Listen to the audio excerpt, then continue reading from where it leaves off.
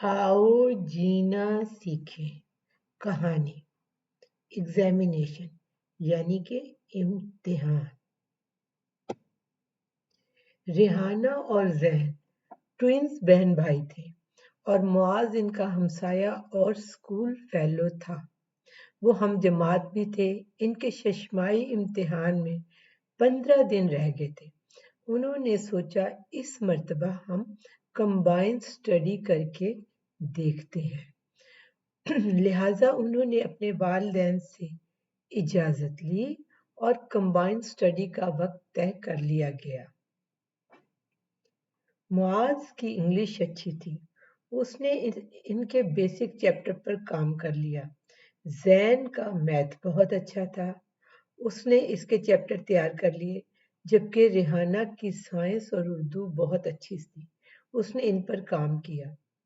2 दिन उन लोगों को चैप्टर तैयार करने में लगे और फिर उनके आपस में डिस्कशन करने का प्रोसेस शुरू हो गया।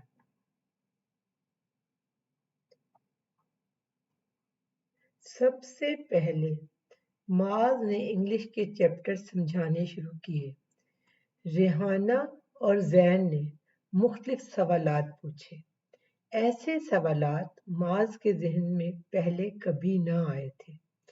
उसका दिमाग खुला और उसके सोचने का अंदाज भी बदला, जिससे यूं महसूस हुआ कि दिमाग अब पहले से बेहतर अंदाज में सोचने लगा था।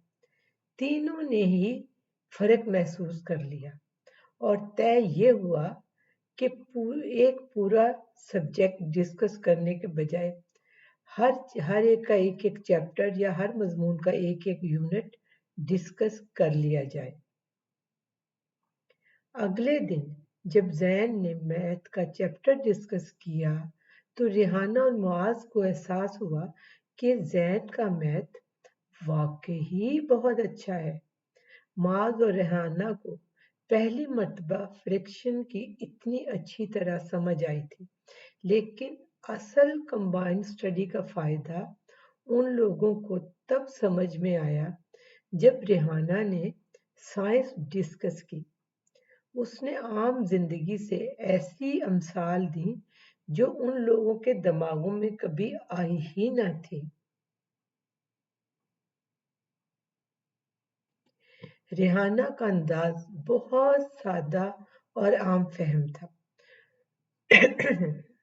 उसने एक ग्लोब से ही डे एंड नाइट समझाए और इसी से मौसम का बदलना भी बताया, और इसके साथ साथ उसने उसी एक ग्लोब से चांद और सूरज का ग्रहण लगना भी इतने अच्छे अंदाज में समझाया कि उसका अंदाज मुआज और जैन से भी कहीं ज्यादा आसान और सादा और आम फहम था।